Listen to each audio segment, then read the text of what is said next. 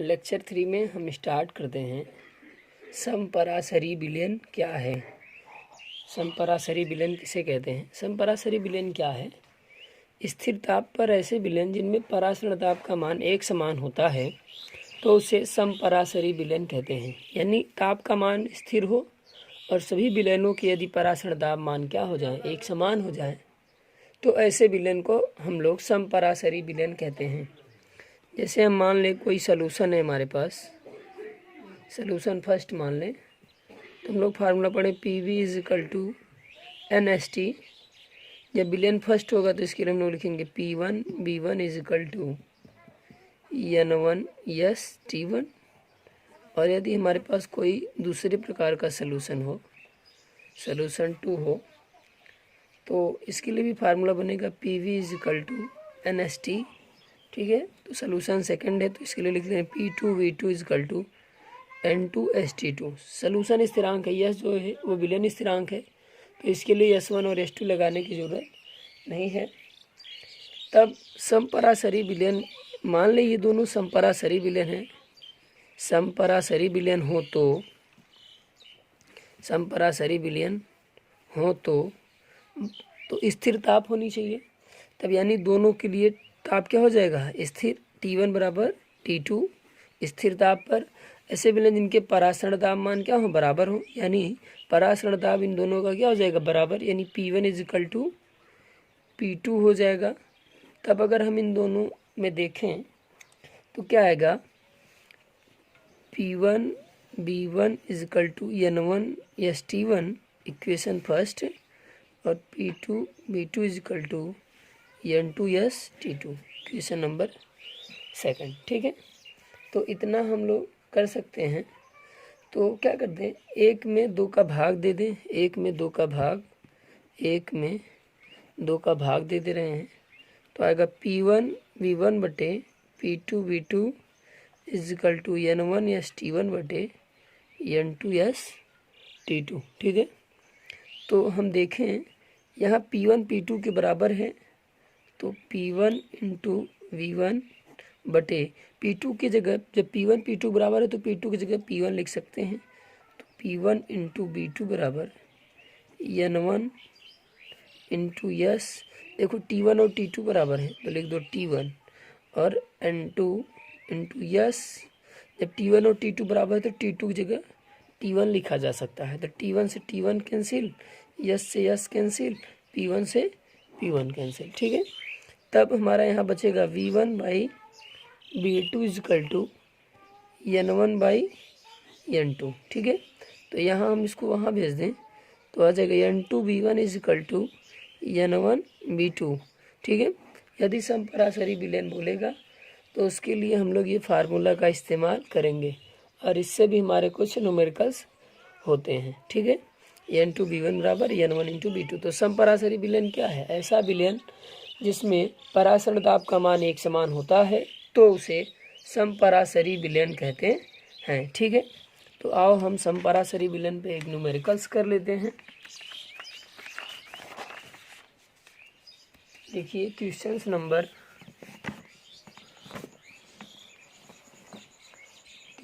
37 कह रहा है, एक निश्चित ताप पर शर्करा का 5.12% विलयन एक अज्ञात विलेय के 0.9% विलयन के समपरासरी है, तो विलेय का मोलर भार क्या होगा। देखो समपरासरी बोला है ना, तो इसके लिए हम लोग formula N1 into V2 is equal to N2 into B1 का यूज करेंगे। ठीक है, तो क्वेश्चन हम लिख रहे हैं, कह रहा है शर्करा का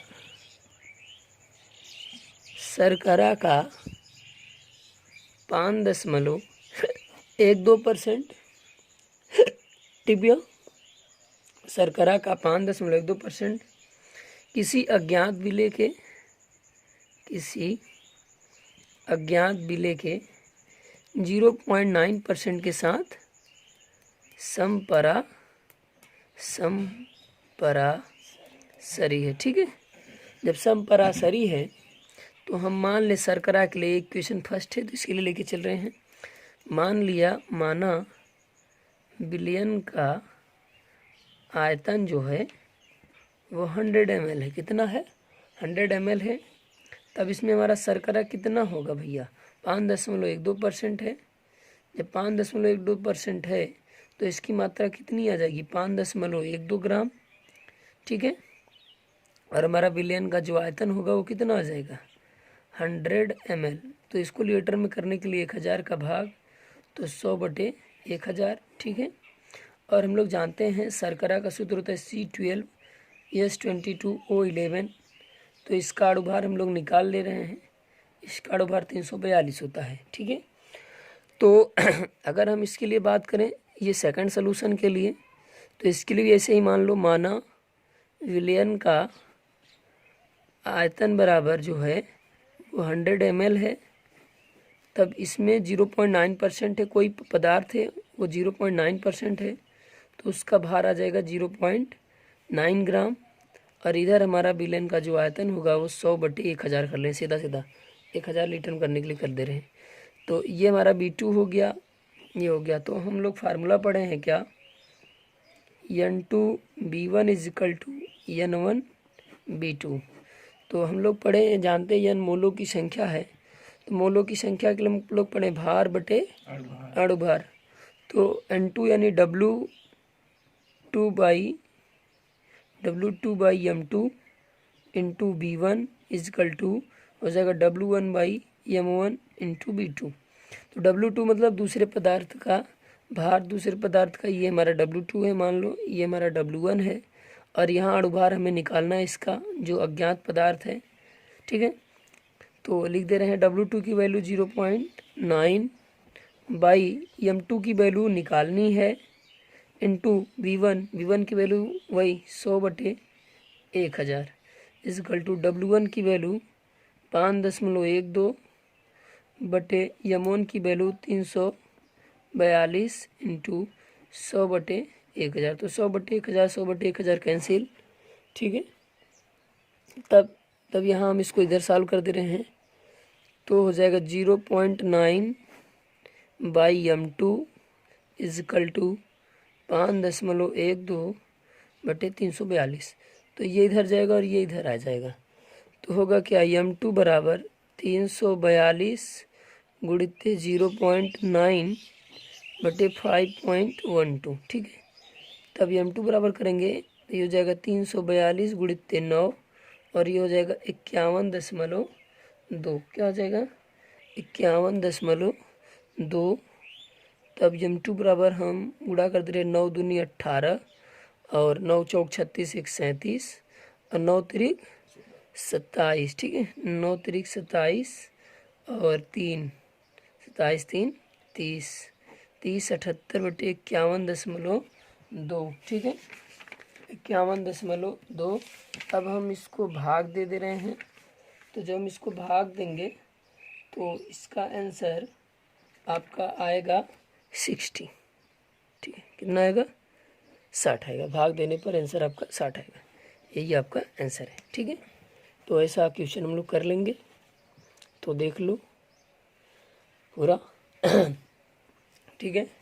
एक और नेक्स्ट क्वेश्चन कर ले रहे हैं। नेक्स्ट क्वेश्चन देखिए,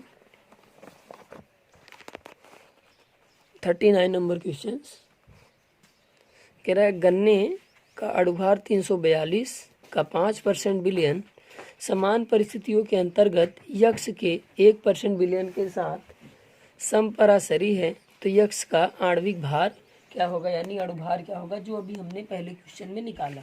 सेम क्वेश्चन सेम तरीके से करना है। ठीक है। तो आओ हम हल करते हैं अब आगे।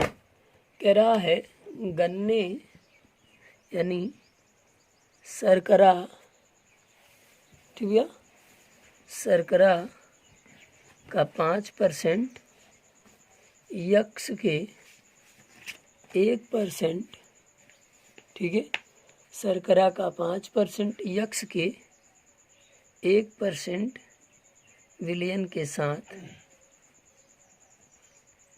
समपरासरी है। ठीक है।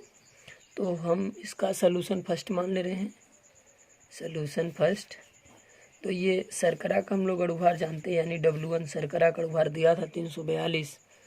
अब मान लो पूरा विलयन का आयतन, माना विलयन का जो आयतन है वो आपका क्या है 100 ml है, तो इसमें 5% शर्करा है, तो शर्करा का भार कितना आ जाएगा 5 ग्राम आ जाएगा। सॉरी ये यम1 है हमारा अणुभार, ठीक है, अणुभार है यम1 है, और ये हमारा W1 कितना आ गया 5 ग्राम आ गया, और हमारा V1 आयतन आ जाएगा 100/1000। 100 ml माने थे, तो लीटर में लाने के लिए हमने 1000 का डिवाइड कर दिया, ठीक है।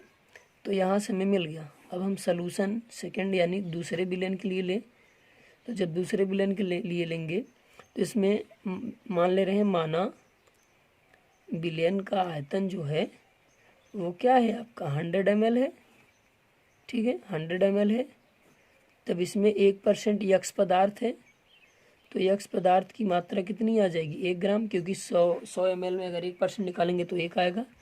तब इसके लिए हम लोग अगर देखें B2 बराबर 100/1000, ठीक है, V2 बराबर 100/1000, तो यक्स का हमें M2 निकालना है, यानी अणुभार निकालना है। तो हम लोग पढ़े N2 × V1 बराबर N1 × V2, तो ये मोलों की संख्या भार बटे अणुभार, W2/M2 × V1 = W1/M1 × V2, ठीक है। तो हम हल कर रहे हैं, W2 की वैल्यू दिया है 1 और M2 की वैल्यू हमें निकालनी है। आयतन दिया है 100/1000 = W1 की वैल्यू 5 और M1 की वैल्यू 342 और V2 वही है आपकी 100/1000, ठीक है। तो 100/1000 100/1000 कैंसिल, तो आएगा इधर 1/M2 = 5/342। भैया इसको बदल दो, जब बदलोगे तो ये ऊपर चला जाएगा नीचे, हो जाएगा 342/5, ठीक है, 342/5। तो कट करो, 5 × 6 = 30, ठीक है, 5 × 6 = 30, और इधर ये 4 बचा, 42 हो गया, 5 × 40, ठीक है, 5 × 40, और फिर बचा आपका 4 2 20 हो गया, 5 × 4 = 20, 68.4। तो ये रहा आपका आंसर, ठीक है, क्लियर है, समझ में आया। तो ये एक दो सवाल करा दिए हैं, आगे हम और सवाल कराएंगे। उसके आगे हम लोग हेडिंग पढ़ेंगे समदाबी विलयन क्या है, ठीक है, हेडिंग पढ़ेंगे क्या समदाबी विलयन। तो जानते हो समदाबी विलयन क्या है, ऐसे विलयन जो समान ताप पर समान दाब प्रदर्शित करते हैं, तो ऐसे विलयन को हम लोग समदाबी विलयन कहते हैं। हम लोग लिख सकते हैं ऐसे विलयन जो समान दाब पर, ठीक है, जो समान दाब पर समान ताप पर समान दाब प्रदर्शित करते हैं, ठीक है, समान दाब प्रदर्शित करते हैं, तो उसे समदाबी विलयन कहते हैं, तो उसे समदाबी विलयन कहते हैं, ठीक है। चलो तो आगे हम लोग पढ़ने वाले हैं वाष्प दाब में अवनमन, ठीक है, क्या पढ़ने वाले हैं वाष्प दाब में अवनमन। हेडिंग है हमारी वाष्प दाब में अवनमन, ठीक है। तो सबसे पहले हमें समझना है कि वाष्प दाब क्या है, ठीक है, वाष्प दाब किसे कहते हैं, ठीक है। वाष्प दाब क्या है, किसी विलायक में वाष्पीय अणुओं द्वारा विलायक की सतह पर लगाया गया जो दाब होता है उसे ही हम लोग वाष्प दाब कहते हैं। जैसे मान लो हम लोग क्या कर लें, जल के अणुओं को कुकर में रखकर भर लें, जब उन्हें गर्म किया जाता है तो जल के अणु यानी वाष्प के अणु क्या करते हैं, हमारे प्रेशर कुकर की सतह पर दाब लगाते हैं, तो वो जो दाब होता है वही हमारा वाष्प दाब कहलाता है, वेपर प्रेशर कहलाता है, ठीक है। वाष्प दाब क्या है, किसी विलायक में वाष्प के अणुओं के द्वारा विलायक की सतह पर लगाया गया दाब वाष्प दाब कहलाता है, विलायक का वाष्प दाब कहलाता है। जो विलायक का वाष्प दाब होता है वो विलयन के वाष्प दाब से सदैव क्या होता है, अधिक होता है, ठीक है। तो सबसे पहले हम आपको वो लिखा दे रहे हैं। वाष्प दाब क्या है, ठीक है, वाष्प दाब। फिर हम आपको अनुमान बढ़ा दे रहे हैं। वाष्प दाब क्या है, किसी विलायक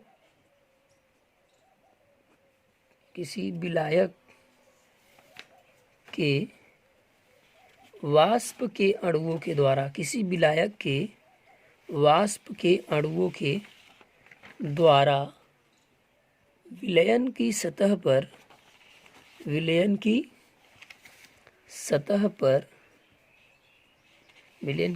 पर लगाया गया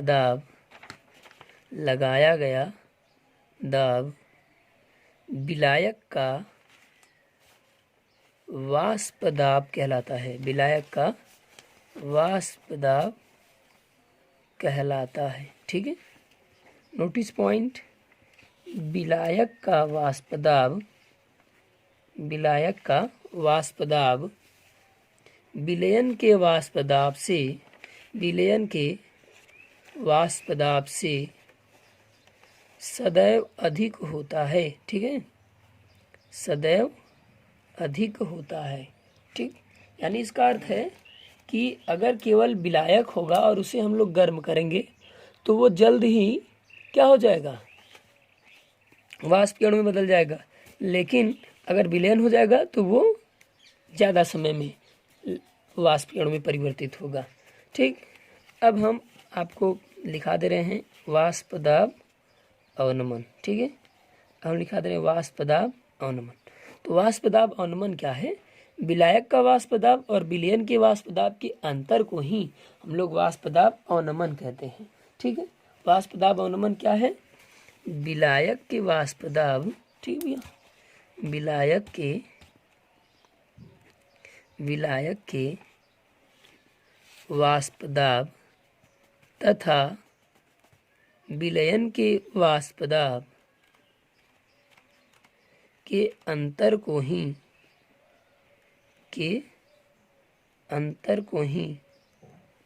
वाष्प दाब अवनमन कहते हैं, ठीक है। विलायक के वाष्प दाब और विलयन के वाष्प दाब के अंतर को ही वाष्प दाब अवनमन कहते हैं, ठीक। अब माना विलायक का वाष्प दाब P तथा विलयन का, माना विलायक का वाष्प दाब P0 तथा विलयन का वाष्प दाब PS हो, ठीक है, P0 और PS हो, तब वाष्प दाब अवनमन क्या होगा, तब वाष्प दाब अवनमन हमारा होगा P0 माइनस PS, ठीक भैया, P0 माइनस PS, ठीक है। यानी P0 माइनस PS को हम लोग वाष्प दाब अवनमन कह सकते हैं या कहते हैं। एक वैज्ञानिक था जिसका नाम था वान ब्रेबो। क्या नाम था, वान ब्रेबो ने अपने प्रयोगों से सिद्ध किया कि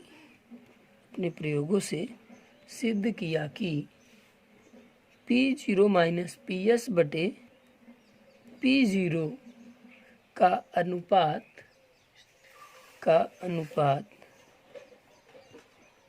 स्थिर ताप पर स्थिर रहता है। इसे यानी P0 माइनस PS बटे P0 को वाष्प दाब आपेक्षिक अवनमन कहते हैं।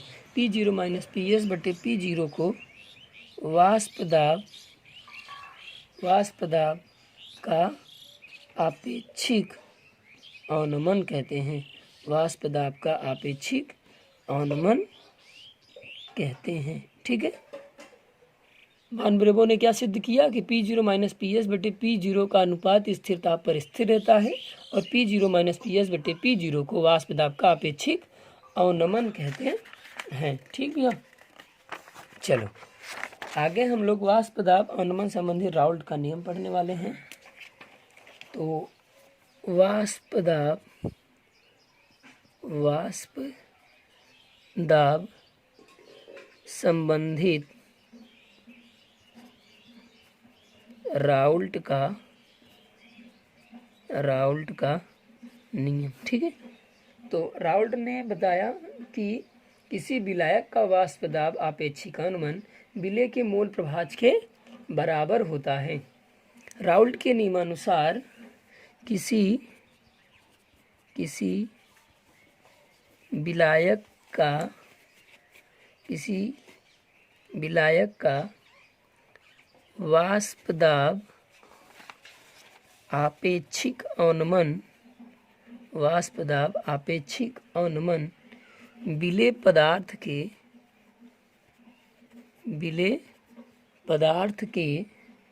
मोल प्रभाज के बराबर होता है। विलेय पदार्थ के मोल प्रभाज के बराबर होता है।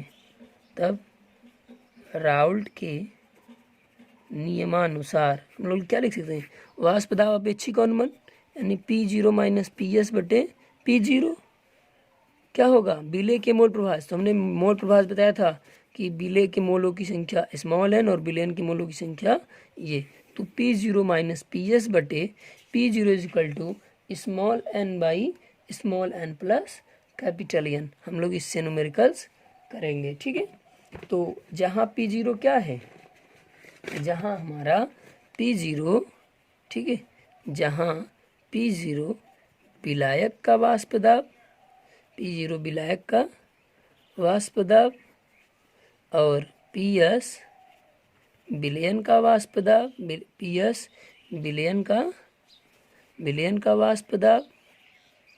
ठीक है, और स्मॉल n विलेय के मोलों की संख्या, स्मॉल n विलेय के मोलों की संख्या और कैपिटल N विलायक के मोलों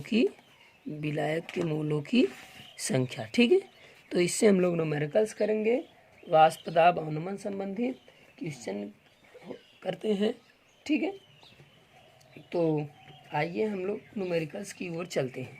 ठीक, हमने अभी राउल्ट के नियम से सिद्ध किया P0 माइनस PS बटे P0 is equal to small n by small n plus capital N।